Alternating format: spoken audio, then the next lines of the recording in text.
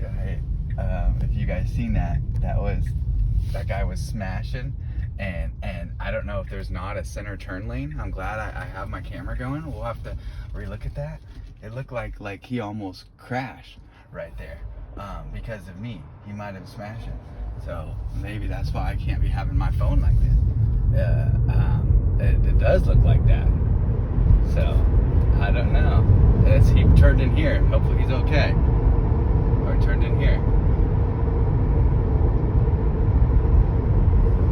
So there's no center lane here, you guys, and I had to make a turn, and I was watching him. He must have been not paying attention or hit the thing. I feel like he was still not even close to me, but if you guys seen him hit his brakes and it all smoked up, I wouldn't doubt it. People's brakes and tires don't even work around here. Like I said, I've gone too far.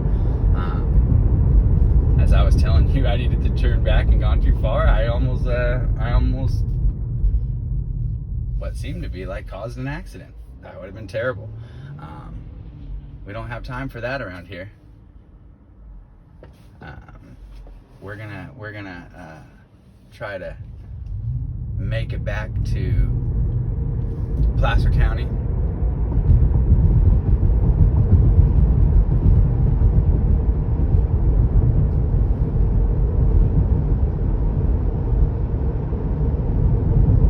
It's so smoky. It's been like this for weeks. We have this Dixie fire that's going to end up being the largest fire in all of California. That's crazy. We have a fire that was just started in Placerville. I'm not sure how it was started, but I think it's been going on for 2 days now. There was the campfire one that was going on like a week or two ago that finally was put out. But yeah, this is getting crazy how much fire damage is happening in California. So I actually Googled it, and when I started researching on all the fires, I found out it's not just California. Siberia has been on fire for more than half the year. They said that more of Siberia has burned than all of our fires combined. So who would have thought that a place that's normally frozen or has snow everywhere has been burning for 8 months? There's fires in these other countries. It's just crazy.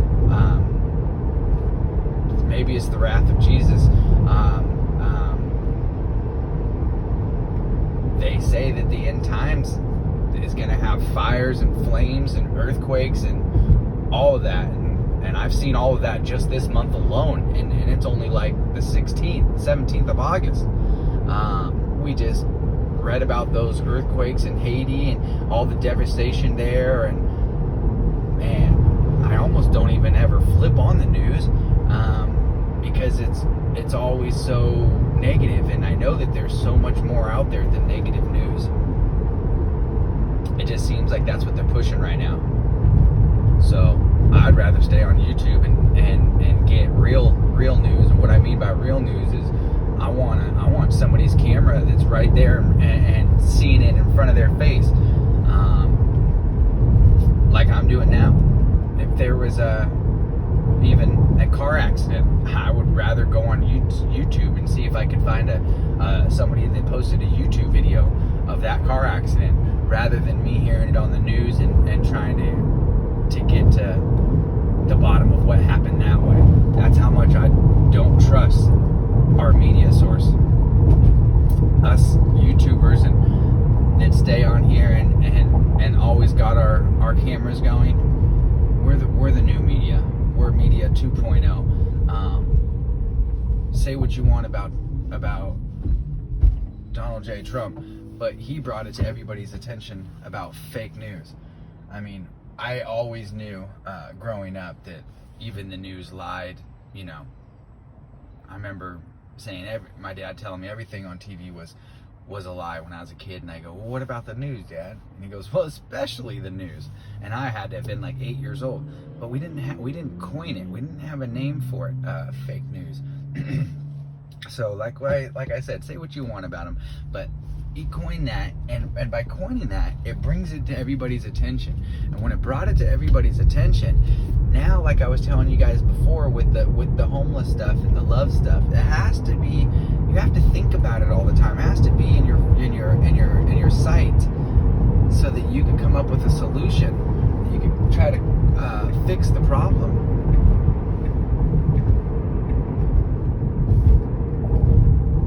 This spiritual journey that I've gone on, I've been putting myself under a microscope, and you never know how many things that you need to fix until you put yourself under a microscope. But at that same time, you never realize how beautiful that we really are until we put ourselves under that microscope.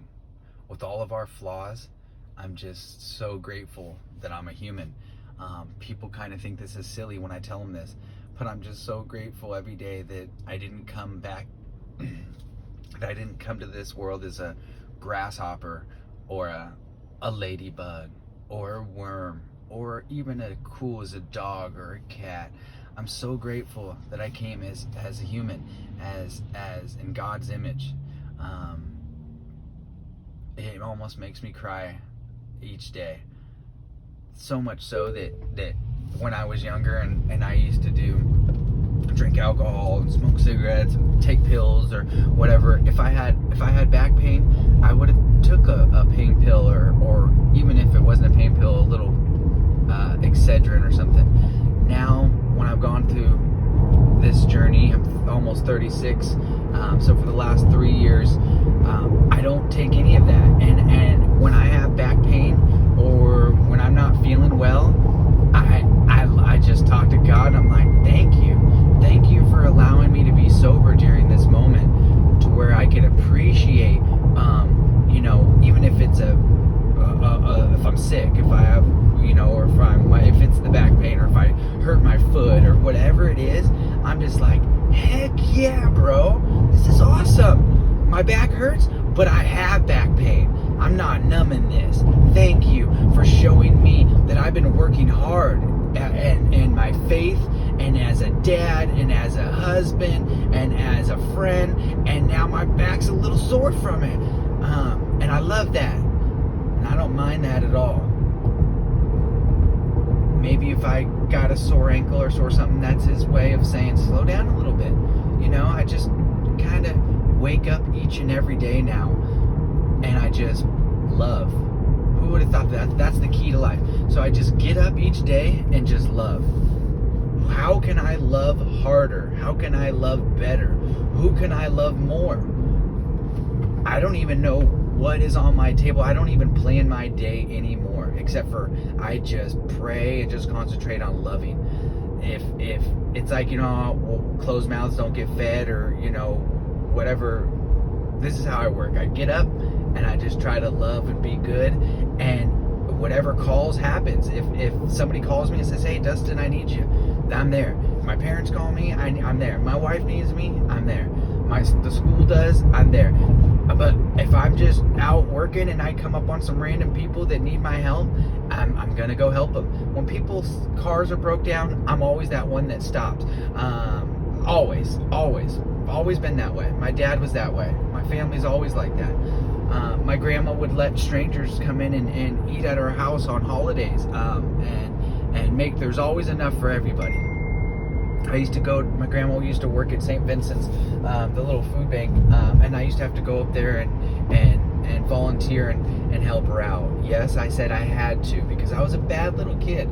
I told my kids I chose to be on the devil's team. I chose to be on the bad team when I was younger. But God always had my back. He was watching me and holding me close. He put me over there so I could see the team that I didn't want to be on. And he knew I was going to be a good disciple. He knew I was going to bring people over to his side. So I went over there. I was a bad kid. I got in trouble. I had to do volunteer work. My grandma was so proud of me when I went there. She would brag about me I don't think they ever said, well, isn't he here for being in trouble? You talk about how good he is. No, she just always bragged about me, and I was a good kid. I just had my bad moments. I would help them, and I went out of my way, and then even on my other days off, I would ask to go up there, and then as I got older, I spent a lot of time there. I always helped the homeless with my grandma. And now that I'm older, I tell my kids, I'm on the good team now, and I need you guys to be on the good team with me. I want everybody around me to be on the good team, because we're going to go see Jesus, and we're going to go see God, and we're going to go see Grandma, and we're going to see everybody that loves us up in heaven. And you got to come.